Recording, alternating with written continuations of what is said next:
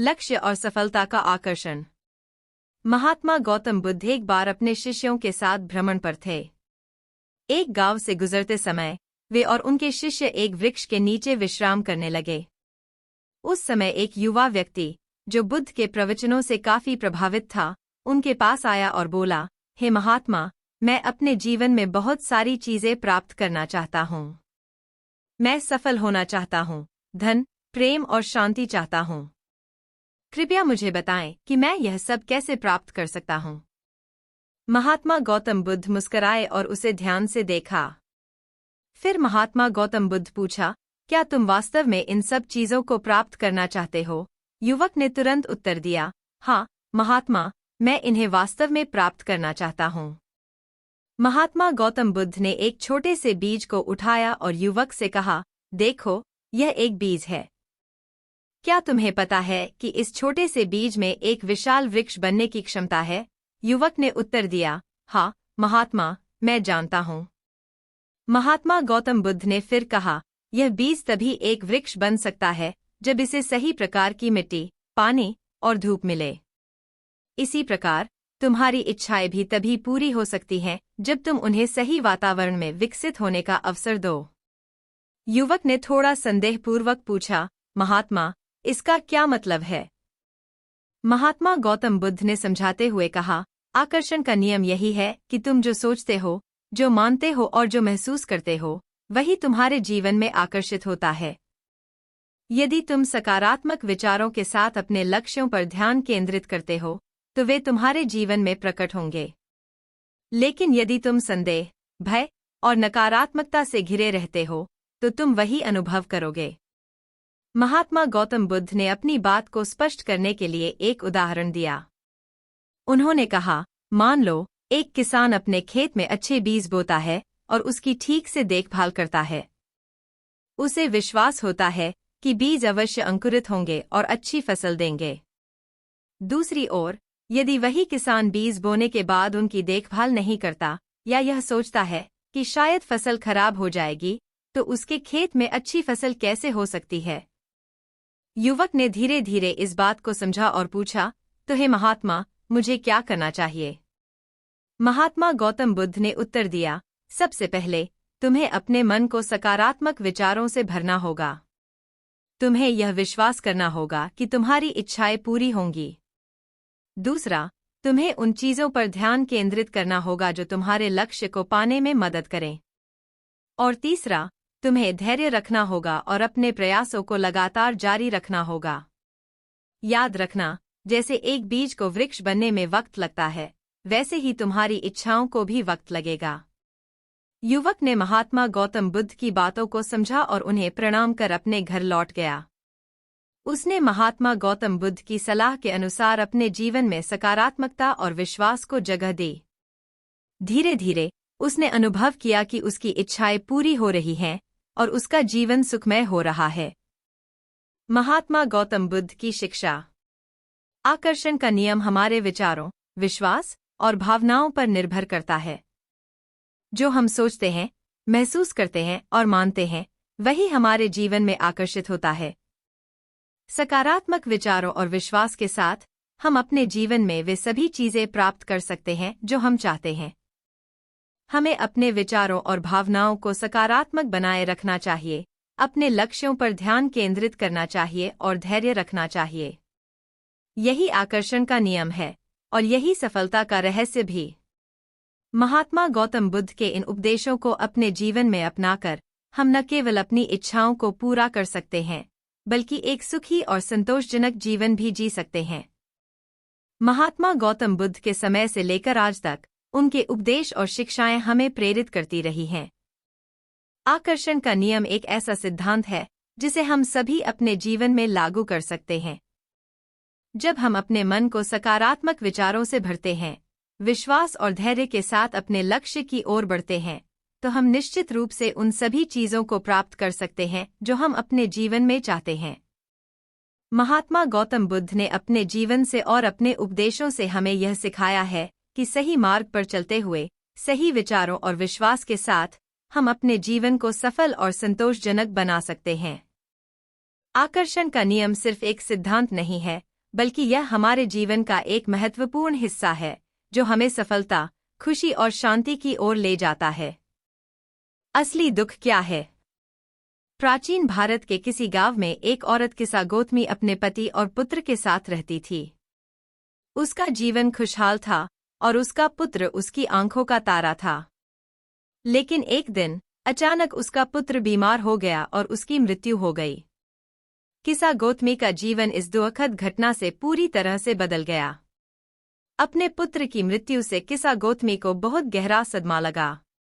वह अपने मृत पुत्र के शरीर को उठाए गांव-गांव घूमने लगी, हर किसी से अपने पुत्र को जीवित करने की विनती करती। लोगों ने उसे पागल समझा, पर एक बुजुर्ग ने उसे महात्मा गौतम बुद्ध के पास जाने की सलाह दी। किसा गौतमी महात्मा गौतम बुद्ध के पास पहुंची और उनके चरणों में गिर पड़ी। उसने रोते हुए महात्मा गौतम बुद्ध से अपने पुत्र को पुनर्जीवित करने की प्रार्थना की। महात्मा गौतम बुद्ध ने उसकी स्थिति को समझते हुए उसे एक उपाय बताया। महात्मा गौतम बुद्ध ने कहा, मैं तुम्हारे पुत्र को जीवित कर दूंगा, लेकिन इसके लिए तुम्हें एक काम करना होगा। तुम इस गांव में जाओ और किसी ऐसे घर से सरसों का बीज लाओ जिसमें कभी भी किसी की मृत्यु न हुई हो। किसा गौतमी इस उपाय से उत्साहित होकर गांव की ओर चल पड़ी। उसने एक एक घर का दरवाजा खटखटाना शुरू किया और हर किसी से सरसों का बीज मांगा।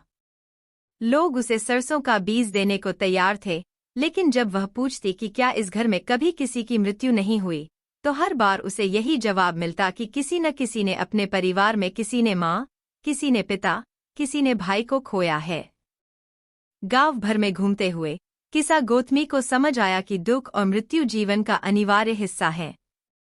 हर किसी ने किसी ना किसी को खोया है और वह अकेली नहीं है जो इस दुख से गुजर रही है। उसने महसूस किया कि दुख केवल उसके जीवन में नहीं है, बल्कि यह तो सभी के जीवन का हिस्सा है। किसा गौतमी वापस महात्मा गौतम बुद्ध के पास आई, खाली हाथ, लेकिन उसके मन में एक नई समझ थी। उसने महात्मा गौतम बुद्ध से कहा, हे महात्मा, मैं समझ गई हूँ। मेरे पुत्र की मृत्यु ने मुझे यह सिखाया कि दुख से कोई भी मुक्त नहीं है। महात्मा गौतम बुद्ध ने मुस्कुराते हुए कहा, तुमने सच्चाई को समझ लिया है। जीवन में दुख अवश्यंभावी है, लेकिन इसे समझना और इससे मुक्ति पाना ही वास्तविक ज्ञान है। महात्मा गौतम बुद्ध ने किसा गौतमी को 4 आर्य सत्य की शिक्षा दी। 1. दुख। जीवन में दुख अवश्यंभावी है। जन्म, बुढ़ापा, बीमारी और मृत्यु सभी दुख का हिस्सा हैं। 2. दुख का कारण।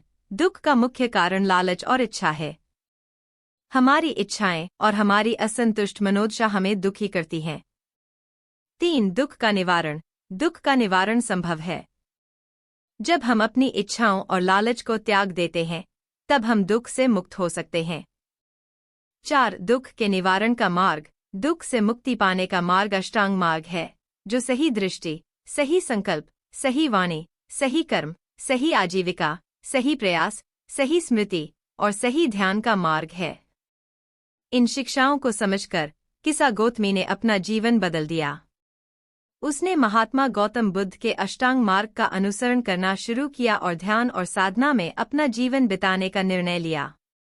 उसने अपनी इच्छाओं और लालच को त्याग कर वास्तविक शांति और संतोष प्राप्त किया। किसा गौतमी ने गांव के लोगों को भी महात्मा गौतम बुद्ध की शिक्षाओं के बारे में बताया और उन्हें दुख के वास्तविक स्वरूप को समझने और इससे मुक्ति पाने के लिए प्रेरित किया। धीरे धीरे उसका गांव भी एक शांतिपूर्ण और संतुष्ट समुदाय में बदल गया। महात्मा गौतम बुद्ध की शिक्षा।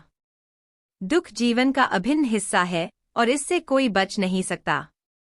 दुख का वास्तविक कारण हमारा लालच और इच्छाएं हैं, और जब तक हम इन्हें नहीं समझते और इनसे मुक्त नहीं होते, तब तक हम दुखी रहेंगे।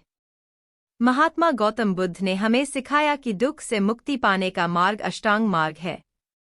यह मार्ग हमें सही दृष्टि, सही संकल्प, सही वाणी, सही कर्म, सही आजीविका, सही प्रयास, सही स्मृति और सही ध्यान के माध्यम से आत्मज्ञान और निर्वाण की ओर ले जाता है। जीवन में दुख से भागना संभव नहीं है, लेकिन इसे समझना और इससे ऊपर उठना ही सच्चा ज्ञान और मुक्ति है।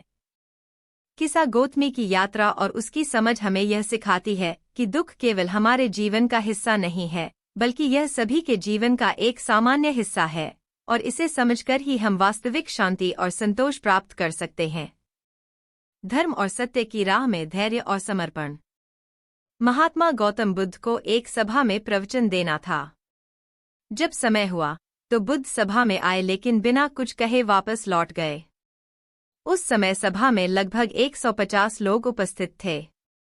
महात्मा गौतम बुद्ध के इस व्यवहार से कई लोग असमंजस में पड़ गए। उन्होंने सोचा, महात्मा गौतम बुद्ध क्यों कुछ नहीं बोले। दूसरे दिन सभा में लगभग 100 लोग ही पहुंचे। महात्मा गौतम बुद्ध फिर आए, चारों ओर देखा और बिना कुछ कहे ही वापस चले गए। लोगों की संख्या घटने लगी। तीसरे दिन केवल 60 लोग रह गए। महात्मा गौतम बुद्ध ने तीसरे दिन भी आए और बिना कोई शब्द कहे ही वापस लौट गए। चौथे दिन सभा में और भी कम लोग आए। महात्मा गौतम बुद्ध ने फिर मौन धारण किया और वापस चले गए। पांचवें दिन जब केवल 14 लोग उपस्थित रहे, तब महात्मा गौतम बुद्ध ने अपनी वाणी खोली। उन्होंने कहा, धर्म और सत्य की राह में धैर्य और समर्पण आवश्यक है। केवल उत्सुकता, तमाशा या बाहरी आकर्षण से धर्म का प्रचार प्रसार संभव नहीं। मुझे केवल धैर्यवान और समर्पित लोग चाहिए, जो इस मार्ग पर चलने के लिए तैयार हों। इस प्रकार 5वें दिन से महात्मा गौतम बुद्ध ने उन 14 लोगों के साथ धर्म की शिक्षाएं शुरू कीं। वे लोग उनके सच्चे अनुयायी बने और बुद्ध के संदेश को आगे बढ़ाया। महात्मा गौतम बुद्ध की शिक्षा। धैर्य की महानता। धैर्य धर्म और सच्चाई की राह पर सबसे महत्वपूर्ण गुण है। केवल वही लोग महात्मा गौतम बुद्ध के साथ रह सके, जिनमें धैर्य और संयम था। तमाशा देखने वाले लोग धीरे धीरे अपने आप ही छंट गए। समर्पण और निष्ठा। धर्म का मार्ग बहुत कठिन है। यह केवल उन्हीं के लिए है, जो समर्पण और निष्ठा के साथ धर्म के मार्ग को अपनाने के लिए तैयार हैं। गुणात्मकता का महत्व। किसी भी उद्देश्य को प्राप्त करने के लिए भीड़ की आवश्यकता नहीं होती। गुणवत्ता अधिक महत्वपूर्ण है। महात्मा गौतम बुद्ध ने यह सिद्ध कर दिया कि केवल समझदार और धैर्यवान लोग ही किसी बड़े कार्य को आगे बढ़ा सकते हैं। प्रवृत्ति और उत्सुकता। कई लोग केवल उत्सुकता या तमाशा देखने के लिए आते हैं, लेकिन सच्चे अनुयायी वे होते हैं जो ज्ञान प्राप्ति के लिए गंभीर हों। सत्य के लिए स्वीकृति। सत्य और धर्म को समझने के लिए पहले मन की स्थिरता और शांति आवश्यक है। जो लोग धैर्यपूर्वक प्रतीक्षा कर सकते हैं, वे ही गहरे ज्ञान को आत्मसात कर सकते हैं।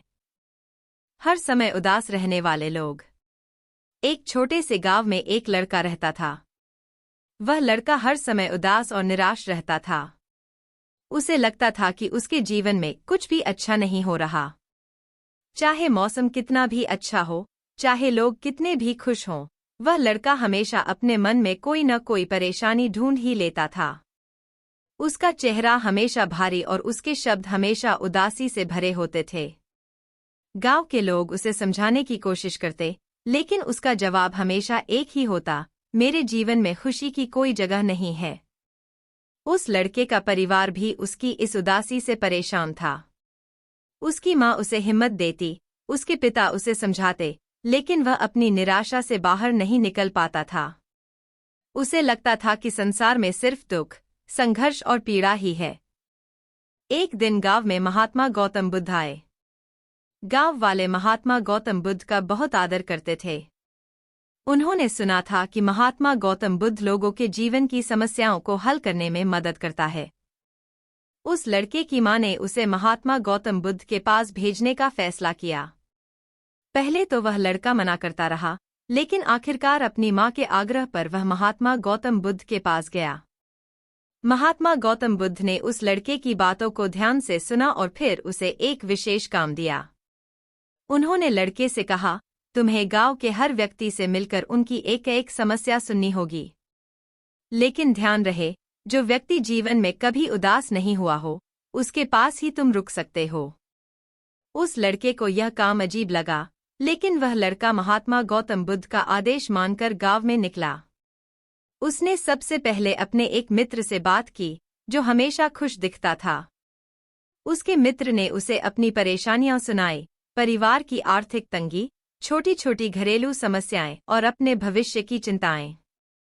उस लड़के को समझ आया कि उसके मित्र की मुस्कान के पीछे भी संघर्ष छिपा है। फिर उस लड़के ने गांव के और लोगों से मिलना शुरू किया। हर एक व्यक्ति की अपनी अपनी मुश्किलें थी। किसी का स्वास्थ्य खराब था, कोई आर्थिक परेशानियों से जूझ रहा था, तो किसी के परिवार में कलह थी। हर बार जब लड़का किसी से मिलता, वह उसकी समस्या सुनता और चौंक जाता कि खुश दिखने वाले लोग भी अंदर से कितने उदास हो सकते हैं। दिन बीतते गए और उस लड़के को यह समझ में आने लगा कि हर व्यक्ति के जीवन में समस्याएं होती हैं। फर्क बस इतना है कि कुछ लोग अपनी समस्याओं के बावजूद जीवन में खुश रहना चुनते हैं, जबकि कुछ लोग केवल अपने दुख पर ध्यान केंद्रित करते हैं। यह बोध होते ही उस लड़के के मन में एक बदलाव आया। उसे समझ आया कि जीवन में उदासी और खुशियां दोनों का अस्तित्व है, लेकिन यह हमारे ऊपर निर्भर करता है कि हम किसे प्राथमिकता देते हैं। आखिरकार वह लड़का वापस महात्मा गौतम बुद्ध के पास गया और कहा, मैंने सीखा कि हर किसी के जीवन में समस्याएं हैं, लेकिन कुछ लोग उन्हें लेकर नहीं बैठते, वे आगे बढ़ते हैं। महात्मा गौतम बुद्ध ने मुस्कुराते हुए कहा, यही जीवन का सत्य है। दुख और समस्याएं जीवन का हिस्सा हैं, लेकिन हमें यह तय करना होता है कि हम उन्हें किस तरह से देखें। तुम जितना दुख पर ध्यान दोगे, उतना ही वह बढ़ेगा। लेकिन अगर तुम अपने आसपास की छोटी छोटी खुशियों पर ध्यान दोगे, तो जीवन में संतुलन और शांति पाओगे। उस लड़के ने महात्मा गौतम बुद्ध की बात मानकर अपने जीवन को एक नए दृष्टिकोण से देखना शुरू किया। उसने अपनी उदासी से बाहर निकलने का प्रयास किया और धीरे धीरे उसने महसूस किया कि जीवन उतना कठिन नहीं है जितना वह समझता था। उसे केवल अपना नजरिया बदलने की आवश्यकता थी। महात्मा गौतम बुद्ध की शिक्षा। जीवन में हर व्यक्ति के पास अपनी समस्याएं और कठिनाइयां होती हैं, लेकिन यह हम पर निर्भर करता है कि हम उन्हें किस दृष्टिकोण से देखते हैं। हर समय उदास रहना हमारी सोच और दृष्टिकोण का परिणाम होता है। अगर हम अपने जीवन में छोटी छोटी खुशियों को देखना सीख लें, तो उदासी धीरे धीरे कम हो जाएगी और हमें हर तरफ खुशी नजर आएगी। जो सोचोगे वही मिलेगा। आरती नाम की एक महिला एक छोटे से गांव में रहती थी। वह बहुत गरीब थी और जीवन की कठिनाइयों से जूझ रही थी। उसके पति की मृत्यु हो चुकी थी और उसके 2 छोटे बच्चे थे जिनकी देखभाल की सारी जिम्मेदारी उसी पर थी। आरती का जीवन हमेशा चिंता और दुख से भरा रहता था। वह हमेशा सोचती थी कि उसका जीवन कभी नहीं सुधरेगा, और यही सोच उसे और भी दुखी बना देती थी। आरती का दिन सुबह से लेकर रात तक कड़ी मेहनत में गुजरता था। वह खेतों में काम करती थी, लोगों के घरों में काम करती थी, लेकिन फिर भी उसकी आय इतनी नहीं थी कि वह अपने बच्चों की अच्छी तरह से देखभाल कर सके। उसकी यही चिंता उसे हर समय सताती रहती थी। उसे ऐसा लगता था कि उसका जीवन दुखों का अंतहीन सिलसिला है और इससे बाहर निकलना असंभव है। एक दिन आरती ने सुना कि महात्मा गौतम बुद्ध उनके गांव के पास के गांव में प्रवचन देने आए हैं। उसने सोचा कि शायद महात्मा गौतम बुद्ध की शिक्षाएं उसे उसकी समस्याओं का समाधान दे सकें। इसलिए वह महात्मा गौतम बुद्ध के पास जाने का निर्णय करती है। जब आरती महात्मा गौतम बुद्ध के पास पहुंची, तो उसने देखा कि बहुत सारे लोग महात्मा गौतम बुद्ध के उपदेश सुनने के लिए वहां इकट्ठे हुए थे। महात्मा गौतम बुद्ध ने अपने शांत और सरल स्वर में बोलना शुरू किया, मन ही सब कुछ है। जो तुम सोचते हो, वही बनते हो। यदि तुम सोचते हो कि तुम्हारा जीवन दुखी है, तो वह दुखी ही रहेगा। लेकिन यदि तुम सकारात्मक सोचते हो और अपने जीवन को बदलने का प्रयास करते हो, तो तुम्हें सफलता अवश्य मिलेगी। महात्मा गौतम बुद्ध ने आगे कहा, मनुष्य अपने विचारों का परिणाम है। जो विचार तुम अपने मन में रखोगे, वही तुम्हारे जीवन की वास्तविकता बनेगा। यदि तुम दुख, चिंता और निराशा के विचारों से भरे रहोगे, तो तुम्हारा जीवन भी वैसा ही बन जाएगा। लेकिन यदि तुम खुशी, सफलता और सकारात्मकता के विचारों को अपनाओगे, तो तुम्हारा जीवन भी वैसा ही बनेगा। आरती ने बुद्ध की बातें सुनी और उसने महसूस किया कि उसकी नकारात्मक सोच ही उसके दुख का मुख्य कारण है। उसने तय किया कि वह अपने विचारों को बदलेगी और अपने जीवन को सुधारने का प्रयास करेगी। आरती ने अपने विचारों को बदलने का संकल्प लिया। उसने नकारात्मक सोच को छोड़कर सकारात्मक सोचने का अभ्यास शुरू किया। उसने अपने दिन की शुरुआत सकारात्मक विचारों और ध्यान से करनी शुरू की। धीरे धीरे उसने महसूस किया कि उसकी चिंताएं कम हो रही हैं और उसके जीवन में खुशियां बढ़ रही हैं। आरती ने मेहनत करना शुरू किया और छोटे छोटे कामों से अपनी आय बढ़ाने लगी। उसने अपने आप में विश्वास करना सीखा और उसकी मेहनत ने धीरे धीरे उसे आर्थिक रूप से मजबूत बना दिया। उसने बच्चों की शिक्षा पर ध्यान देना शुरू किया और उनके लिए अच्छे अवसरों की तलाश की। उसने खुद को भी शिक्षित करना शुरू किया और कुछ नए कौशल सीखे जो उसकी आय बढ़ाने में मददगार साबित हुए। कुछ समय बाद आरती का जीवन पूरी तरह से बदल गया। उसकी स्थिति में सुधार हुआ और वह एक खुशहाल और संतुष्ट जीवन जीने लगी। उसने समझा कि उसके जीवन में यह परिवर्तन केवल महात्मा गौतम बुद्ध के उपदेश और उसकी सोच के बदलने से आया है। आरती ने महात्मा गौतम बुद्ध के सिद्धांत को अपने जीवन में पूरी तरह से अपनाया और उसका अनुसरण किया। उसने अपने गांव के अन्य लोगों को भी महात्मा गौतम बुद्ध के उपदेश के बारे में बताया और उन्हें भी सकारात्मक सोचने और जीवन में बदलाव लाने के लिए प्रेरित किया। धीरे धीरे आरती का गांव भी खुशहाल होने लगा और वहां के लोग अधिक सकारात्मक और प्रेरित हो गए। आरती की कहानी और उसकी सकारात्मक सोच का प्रभाव पूरे गांव पर पड़ा। गांव के लोग आरती के उदाहरण से प्रेरित होकर अपने जीवन में सकारात्मक बदलाव लाने का प्रयास करने लगे। उन्होंने अपने बच्चों की शिक्षा पर ध्यान देना शुरू किया, खेती के नए तरीकों को अपनाया और मिलकर काम करने की भावना विकसित की। गांव में एक नई ऊर्जा और उत्साह का संचार हुआ। गांव के लोग नियमित रूप से मिलकर चर्चा करते और महात्मा गौतम बुद्ध की शिक्षाओं को समझने का प्रयास करते। उन्होंने महसूस किया कि उनके जीवन में जितने भी दुख और कठिनाइयां हैं, उनका समाधान उनके अपने विचारों और दृष्टिकोण में ही छिपा हुआ है। महात्मा गौतम बुद्ध की शिक्षा। हमारे विचार और दृष्टिकोण हमारे जीवन की दिशा को निर्धारित करते हैं। जो सोचेगा वही मिलेगा, यह सिद्धांत महात्मा गौतम बुद्ध की शिक्षा का एक महत्वपूर्ण हिस्सा है, जो हमें सिखाता है कि हम अपने विचारों के माध्यम से अपने जीवन को बदल सकते हैं। यदि हम सकारात्मक सोचें और अपने जीवन को सुधारने के लिए प्रयास करें, तो हमें सफलता और खुशी अवश्य मिलेगी। महात्मा गौतम बुद्ध के उपदेश आज भी हमें प्रेरणा देते हैं और हमें सिखाते हैं कि हमारी सोच ही हमारे जीवन का सबसे बड़ा आधार है। आरती की कहानी एक जीवंत उदाहरण है कि कैसे सकारात्मक सोच और दृढ़ संकल्प से हम अपने जीवन को बदल सकते हैं और एक सुखद और संतुष्ट जीवन जी सकते हैं। समस्या का समाधान। एक बार की बात है, भ्रमण करते हुए महात्मा गौतम बुद्ध कौशाम्बी नगर पहुंचे। कौशाम्बी की महारानी को महात्मा गौतम बुद्ध से घृणा थी। महात्मा गौतम बुद्ध के कौशाम्बी नगर आने पर वह उन्हें अपमानित करने के लिए अपने सेवकों को भेजने लगी। रानी के सेवक महात्मा गौतम बुद्ध के पास जाते और उन्हें बुरा भला कहते। ये देखकर महात्मा गौतम बुद्ध के शिष्य परेशान हो गए। उन्होंने महात्मा गौतम बुद्ध से कहा, गुरुदेव, हमें किसी दूसरी जगह चला जाना चाहिए। इस जगह के लोग हमें व्यर्थ में परेशान कर रहे हैं। महात्मा गौतम बुद्ध बोले, यदि वहां भी हमें ऐसे ही लोग मिले तो हम किसी दूसरी जगह पर चले जाएंगे। गुरुदेव, एक शिष्य ने कहा। वहां भी वैसे ही लोग मिले तो महात्मा गौतम बुद्ध ने फिर से कहा, तो फिर कहीं और चले जाएंगे। ऐसा कब तक करते रहोगे वक्त? जब तक हम भागते रहेंगे, समस्याएं तो आती रहेंगी। हमें समस्याओं से भागना नहीं चाहिए, उसका समाधान करना चाहिए। समाधान के बिना समस्या जड़ से समाप्त नहीं होती, इसलिए पालन करने के विचार को छोड़ दो। शिष्य समझ गया कि भागने से समस्या नहीं सुलझने वाली। उसने दूसरी जगह जाने का विचार छोड़ दिया। महात्मा गौतम बुद्ध की शिक्षा।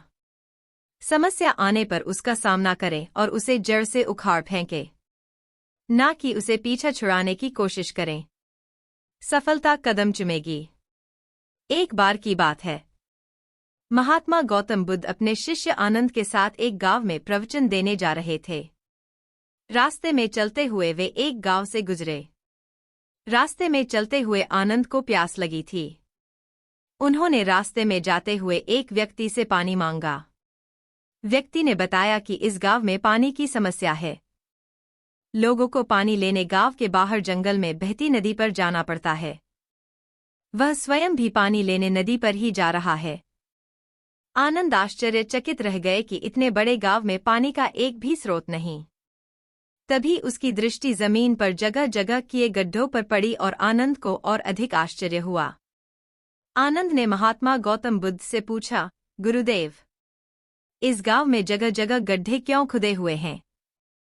महात्मा गौतम बुद्ध ने उत्तर दिया, शिष्य, इन गड्ढों को गांव वालों द्वारा पानी का स्रोत खोजने के लिए खोदा गया है। कितने दुख की बात है कि इतने गड्ढे खोदने के बाद भी गांव वालों को पानी नहीं मिला। शिष्य आनंद दुखी होकर बोला। महात्मा गौतम बुद्ध शिष्य से बोले, इसमें त्रुटि गांव वालों की ही है।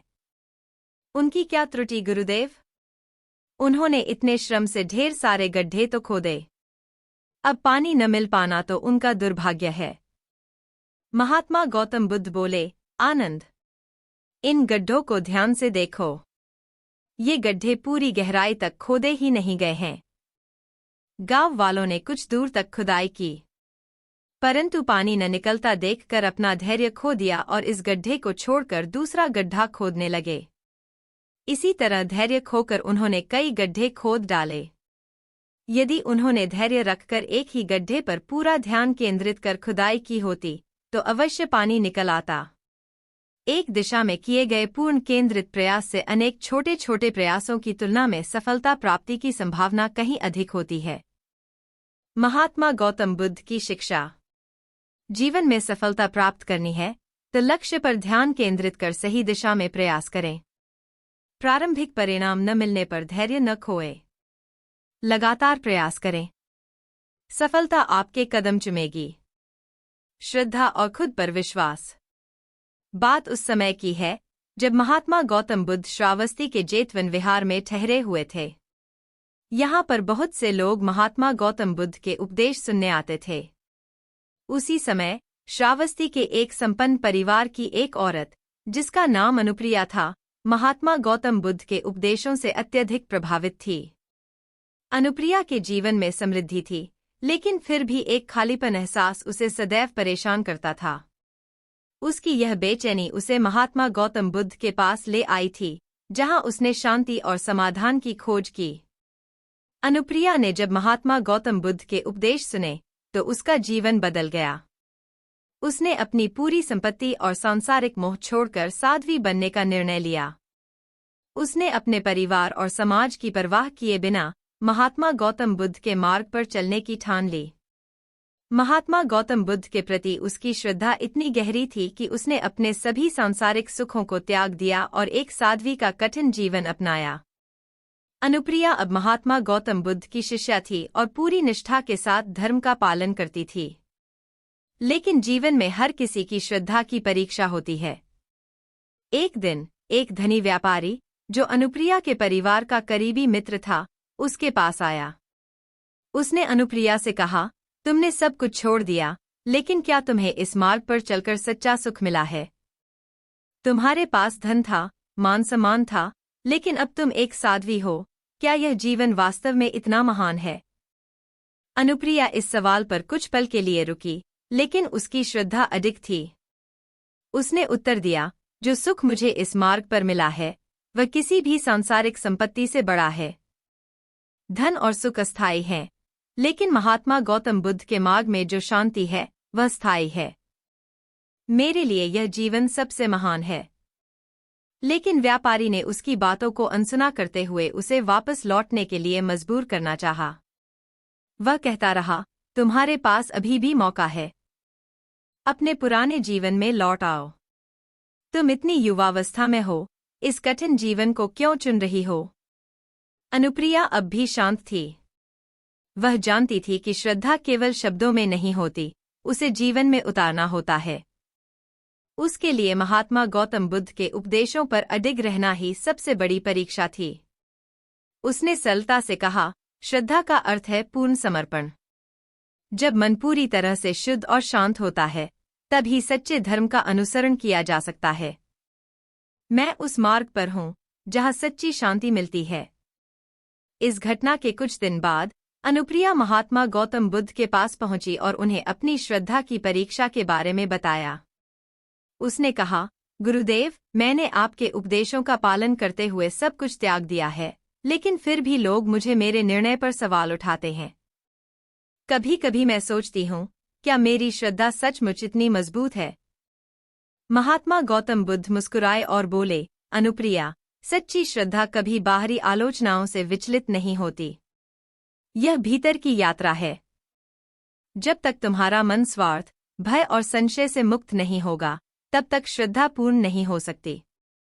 जो व्यक्ति श्रद्धा के साथ धर्म का पालन करता है, उसे दुनिया की कोई भी ताकत डिगा नहीं सकती। महात्मा गौतम बुद्ध ने आगे कहा, श्रद्धा वही है जो तुम्हारे मन को निर्भीक और शांत बनाती है। बाहरी दुनिया हमेशा तुम्हें चुनौती देगी, लेकिन श्रद्धा का अर्थ है उन चुनौतियों के सामने डटे रहना। जब मन स्थिर होता है और बुद्धि प्रखर होती है, तभी सच्चा मार्ग दिखाई देता है। अनुप्रिया ने महात्मा गौतम बुद्ध की बातें ध्यान से सुनी और उसकी श्रद्धा पहले से भी अधिक गहरी हो गई। उसने यह समझ लिया कि श्रद्धा केवल किसी गुरु या धर्म के प्रति समर्पण नहीं है, बल्कि आत्मा के उस सत्य की खोज है जो भीतर से उभरता है और जीवन को पूर्णता की ओर ले जाता है। समय बीतता गया और अनुप्रिया की श्रद्धा हर दिन और प्रगाढ़ होती गई। उसने समाज की आलोचनाओं, चुनौतियों और कठिनाइयों का सामना किया, लेकिन उसकी आस्था कभी डिगी नहीं। उसकी साधना और तपस्या इतनी गहरी हो गई थी कि वह एक आदर्श साध्वी के रूप में पहचानी जाने लगी। लोग उसके उदाहरण से प्रेरणा लेने लगे और धीरे धीरे उसे आदर और सम्मान मिलने लगा। महात्मा गौतम बुद्ध ने एक दिन अपने शिष्यों को संबोधित करते हुए कहा, श्रद्धा वह दिया है जो मन के अंधेरे को दूर करती है। जो श्रद्धा के साथ सच्चाई का पालन करता है, वही सच्चे ज्ञान को प्राप्त करता है। अनुप्रिया इसका उत्तम उदाहरण है। उसकी श्रद्धा न केवल उसकी आत्मा का मार्गदर्शन कर रही है, बल्कि दूसरों के लिए भी प्रेरणा बन रही है। महात्मा गौतम बुद्ध की शिक्षा। श्रद्धा, जो केवल किसी बाहरी कर्मकांड या अनुकरण से नहीं उपजती, बल्कि वह भीतर की दृढ़ता और सच्चाई के प्रति अटूट विश्वास से जन्म लेती है। बल्कि सच्ची श्रद्धा वह शक्ति है जो किसी भी मुश्किल को पार कर सकती है। यह महात्मा गौतम बुद्ध की शिक्षाओं की आत्मा है। श्रद्धा के बिना जीवन अधूरा है और श्रद्धा के साथ कोई भी बाधा असंभव नहीं। महात्मा गौतम बुद्ध ने अपने जीवन काल में बार बार यह सिद्ध किया कि श्रद्धा वह नींव है जिस पर सच्ची आत्मिक उन्नति टिकी होती है।